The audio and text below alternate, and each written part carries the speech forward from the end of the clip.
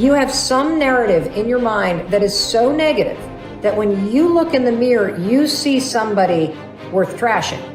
You see what's wrong. You pick apart your appearance. And I want to reverse that, because here's the deal about self-confidence. Self-confidence begins with you. You realize the word self is in there, right? I can't give you confidence. I can give you a little boost. I can give you tools. I can encourage you. But confidence is forged in fire. It's something that's within you. And here's the thing I want you to realize about confidence. You are a confident person. That's why you miss feeling that way. You can only miss what you know. You've just been blocked from the feeling of it. And wherever you are right now in your life, I'm telling you, confidence is in there. You just got to figure out how to tap into it. If you're holding on to something that does not serve you, you are making a terrible error. It's going to cause all kinds of problems. You may blame other people or other things. You may blame the situation. It's you are the cause of the problem. The man that told me to pick up this book and read it, Ray Stanford, he had a saying. He used to say to me, Bob, you're the only problem you'll ever have, and you're the only solution. I think it might have taken me 5 years to understand it. But I do understand it. And you know something? I am the only problem I'll ever have, and I am the only solution. Don't hold on to anything that is not serving you. Reject it. You know the beautiful part about having an inductive reasoning factor? That's the part that chooses thoughts. You can accept or reject. The beautiful part of your mind, you can accept or reject anything that comes into your world. Accept or reject it. It's a choice. Don't hold on to anything that is not serving you. If we play the victim role, then we are using our personal power to be helpless. If we decide to accept responsibility, then we don't waste time blaming somebody or something out there. Some people feel guilty for creating illness or poverty or problems. They choose to interpret responsibility as guilt. And some members of the media like to refer to it as New Age guilt. These people often feel guilty because they believe that they have failed in some way.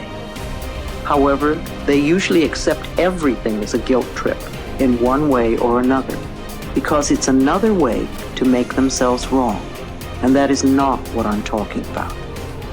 If we can use our problems and illnesses as opportunities to think about how we can change our lives, we have power. Here's something I want you to keep in mind. Life is a fight for territory. And once you stop fighting for what you want, what you don't want will automatically take over. In the past, if you look at it, people have perceived themselves as victims of everything around them, victims of circumstances. And then we go, I'm sorry, life did not give me those wonderful things that other people have. And the simple reality is, no, if you have an issue, it's not the outside. This is what we've always, universe, give me something. We now know that our issues are internal. It's our own subconscious beliefs that we've been programmed with of disempowerment. Like when a child is growing up and getting its programs, so think of what things parents say. Oh, you don't deserve this. Who do you think you are? I mean, the parents didn't mean that for your whole life. They were trying to, goad you, needle you to make a change. So they would say these things. 95% of our life comes from those programs. So if you have disempowering beliefs about who you think you are, because you got them from other people, that's how you know who you are. These disempowering beliefs play 95% of the day in an average person's life. So I say, my wishes and desires, I want success, I want great relationships, I want all these wonderful things, I want health. I go, that's conscious mind, because conscious mind's creative. But as science reveals, only 5% of the day are we operating from our own personal wishes and desires. 95% of the day we operate from the programs that we got in the first 7 years. And if those programs, which psychologists have told us 70% are negative and disempowering and self-sabotaging, I say, good, apply these 95% of the day in your life. And you realize why your life is a struggle. It's not a struggle because the universe is not providing. It's a struggle because your own consciousness is not accepting. And this is where we have to change. And so getting control of your mind, taking charge of your consciousness is a way of overcoming those limitations. There are many different ways to take this control back in your life. And one of them is the ability to, like in yoga, for example, to be the master of your mind and not let it run the monkey mind. Let it run. No, I want this. Don't let this other one go. And so overcoming the old self allows us to become somebody else. And there is that period of transition. Yeah. I call it the void, where there's just not a lot happening. And you just got to be able to keep going and continuously get to the end of your belief, where most people stop. I just had a fabulous conversation with someone this weekend.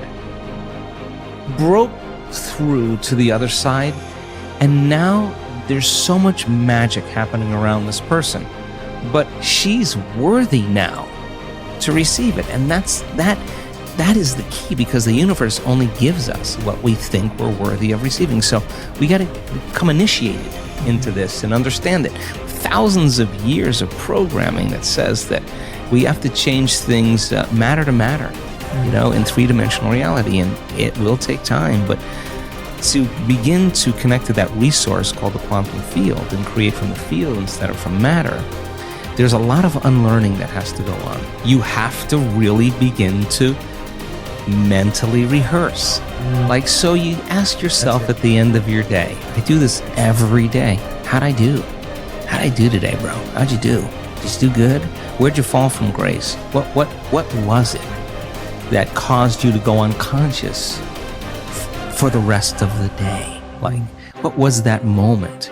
Now, if you're a student of life, you'll begin to contemplate, well, it was that person that said that thing, then I reacted, or I got this email, or things didn't go my way, and I started feeling angry or frustrated or fearful. The next time that happens, how could I evolve my experience? Now, you may have to search for some answers of the best model to build, or you may actually have a long contemplation and start to go, God, the next time that happens, I think I'm going to do this, or I'm going to do that, or I'm going to plan my behaviors. And the act of closing your eyes and rehearsing what you're going to do begins to install the neurological hardware in your brain to look like you already did it. Now the brain is no longer a record of the past. Now it's a map to the future. And if you keep installing that hardware, the hardware will become a software program, which means you'll just start acting like a happy person. Why? There's no magic there.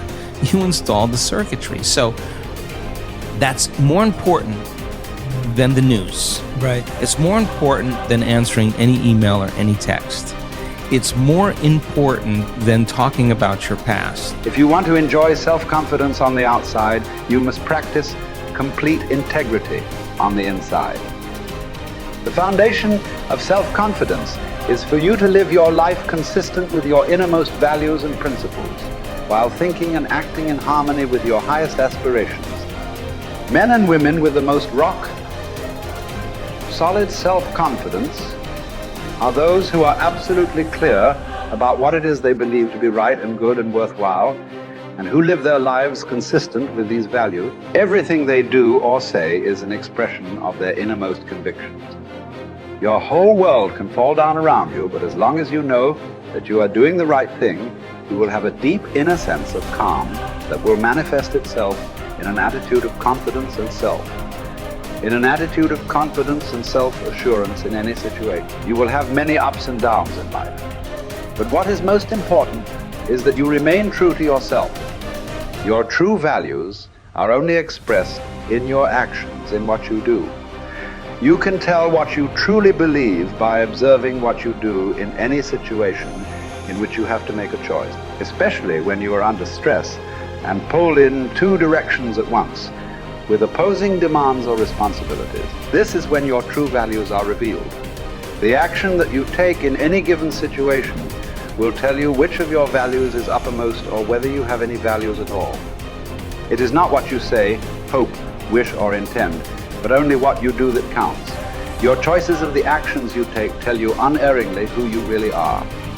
You can develop within yourself a superb set of values by acting as though you already had those values. You can develop integrity and courage and compassion and confidence by behaving as though you already had these qualities.